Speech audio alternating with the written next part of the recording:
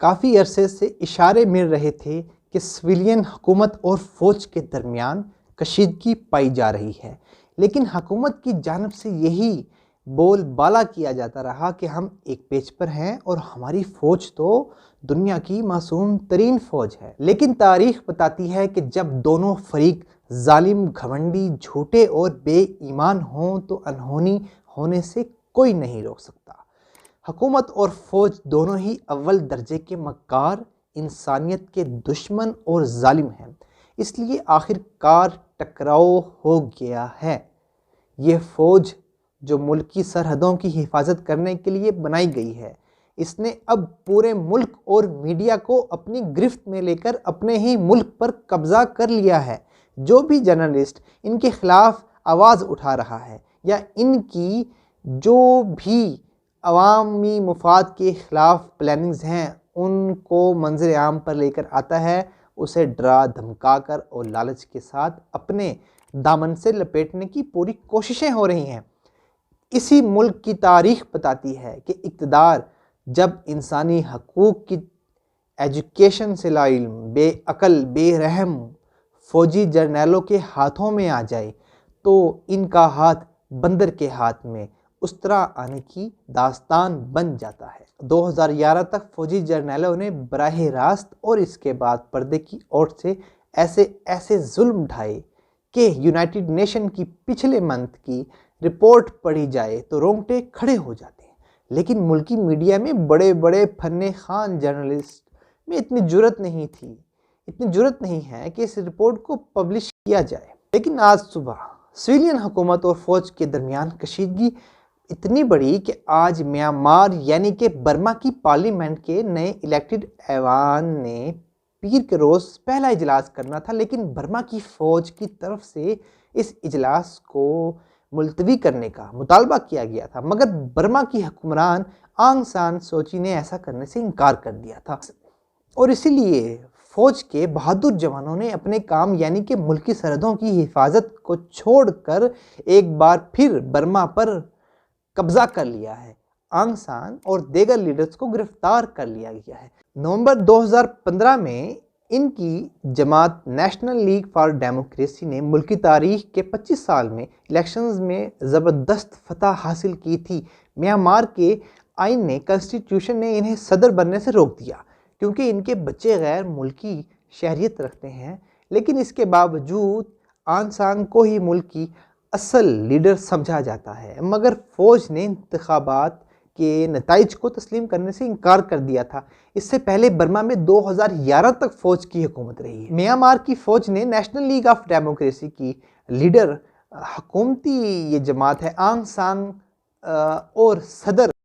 Mind اور دیگر leaders کو آج صبح سویرے گرفتار کرنے کے بعد ملک کا کنٹرول سنبھالنے کی تصدیق بھی کر دی ہے۔ یہ بغاوت الیکشنز کے بعد سویلین حکومت اور فوج کے درمیان کشیدگی کے نتیجے میں ہوئی ہے۔ آنگ سان اور دیگر لیڈرز کی گرفتاری کے چند گھنٹے بعد میانمار کی فوج نے ٹی وی پر اس بات کی تصدیق بھی کی ہے کہ وہ 1 سال کے لیے ہنگامی حالت کا اعلان کر رہی ہے۔ فوج نے کہا ہے کہ وہ کمانڈر ان چیف آنگ بلائنگ کو اختیارات دے رہی ہے۔ ملک کے اہم شہروں میں ٹیلی فون سروس بند کر دی گئی ہے اور میانمار کے جو سرکاری ٹی وی ایم آر کا کہنا ہے کہ انہیں ٹیکنیکل پرابلمز کا سامنا ہے اور وہ آف ایئر ہے۔ برما کی گرفتار کی گئی حکومتی لیڈر آنگ سان سوچی میانمار کی آزادی کے ہیرو جنرل آنگ سان کی بیٹی ہیں۔ 1948 میں میانمار نے جب برطانوی حکومت سے آزادی حاصل کی تو اس سے کچھ عرصہ قبل ان کی عمر 2 سال تھی اور ان کے والد کو اس وقت قتل کر دیا گیا تھا۔ یہ سوچی انسانی حقوق لبرلزم کی سوچ پہ یقین رکھتی تھیں اور تمام انسانوں کے احترام کا درس بھی دیا کرتی تھیں، لیکن انہوں نے کئی دہائیوں تک اپنے ملک میانمار پر حکمرانی کرنے والے بے رحم فوجی جرنیلوں کو چیلنج کیا اور پھر ایک دن اپنی آزادی ان کے حوالے کر دی۔ 2019 میں بین الاقوامی عدالت انصاف میں سوچی نے مسلمانوں کے خلاف کیے گئے اپنی فوج کے ایکشنز کی حمایت کی تو انٹرنیشنل لیول پہ ان کی ساکھ پوری طرح مجروح ہوئی تھی اور یہ وہی سوچی تھیں جنہوں نے 1989 اور 2010 کے درمیان تقریباً 15 برس گرفتاری میں گزارے۔ یہ فوجی آمریت کے خلاف بہادری کی نشانی کے طور پر بھی جانی جاتی تھیں۔ 1991 میں انہیں نظر بندی کے دوران امن انعام سے بھی نوازا گیا تھا، لیکن میانمار کی اسٹیٹ کونسلر بننے کے بعد سے ان کی قیادت کو ملک کی مسلمان روہنگیا اقلیت کے ساتھ سلوک پر تنقید کا نشانہ بنایا جاتا ہے۔ 2007 میں برما کی ظالم فوج کے کریک ڈاؤن میں میانمار میں بسنے والے ہزاروں روہنگیا مسلمانوں کو مار دیا گیا تھا اور 7 لاکھ سے زیادہ ہمسایہ ملک بنگلہ دیش جانے پر مجبور ہو گئے تھے۔ میانمار کی خاتون لیڈر کے دنیا بھر میں پائے جانے والے سپورٹرز بھی ان پر الزام لگاتے ہیں کہ انہوں نے روہنگیا مسلمانوں کے ساتھ ریپ، قتل اور ان کی نسل کشی کو روکنے کے لیے کچھ نہیں کیا۔ برما کے لیڈرز تو برما کے ہی ہیں، لیکن اس بات کا اندازہ لگا لیں کہ وزیر اعظم عمران خان جو کشمیری مسلمانوں کی بات کرتے ہیں، ان پر ڈھائے جانے والے ظلم کی بات کرتے ہیں، جو فلسطین کے ایشو پہ بات کرتے ہیں، وہاں کے مسلمانوں کے حقوق کی وہ بات کرتے ہیں، وہ نہیں بولتے ہیں کہ برما میں مسلمانوں کے ساتھ کتنی زیادتیاں ہو رہی ہیں، کتنا ظلم کیا جا رہا ہے، کیونکہ برما کے ایشو پہ بات کر کے ووٹ نہیں ملتے، سیاست نہیں چمکتی۔ برما کی فوج کے پاور سنبھالنے کے بعد وزیر اعظم عمران خان کی جانب سے ایسا کوئی بیان سامنے نہیں آیا کہ وہاں کے جو مظالم کا شکار ہیں مسلمان، ان کی سپورٹ کی جائے، ان کو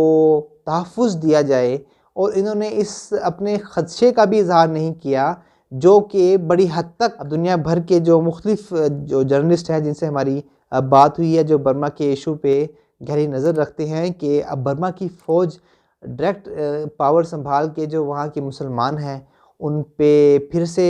وہی ظلم کرے گی، کیونکہ برما کی فوج یہ سمجھتی ہے، ان کے بیانات بھی ریکارڈ پر ہیں، کہ یہاں کے مسلمانوں کو یہاں رہنے کا کوئی حق نہیں ہے، یہ غیر ملکی تھے، یہ یہاں پہ آ گئے۔ لیکن برما کے جو لوگ ہیں وہ یہ کہتے ہیں کہ ہم عرب نسل سے ہیں، جب تجارت کے لیے عرب آتے تھے تو اس وقت سے یہاں پہ ہم آباد ہیں۔ برما کی تاریخ میں ایک نہایت افسوس کا واقعہ یہ بھی ہے کہ ہمارے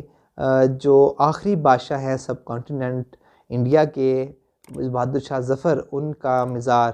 بھی ابھی تک برما میں ہے۔ انہیں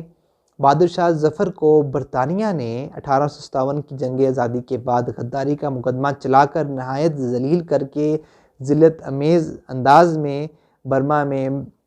جلا وطن کر دیا تھا، ان کو ہندوستان سے نکال دیا تھا، اور وہیں وہ ایک بے بسی کی غربت کی حالت میں اپنی جان سے ہاتھ دھو بیٹھے تھے۔ وزیر اعظم عمران خان صاحب، وزیر اعظم مودی جی کو یہ چاہیے کہ اپنے آخری بادشاہ بہادر شاہ ظفر، جنہیں نہایت ذلت امیز انداز میں برما جلا وطن کر دیا گیا تھا، اپنے ملک سے نکال دیا گیا تھا، ان کو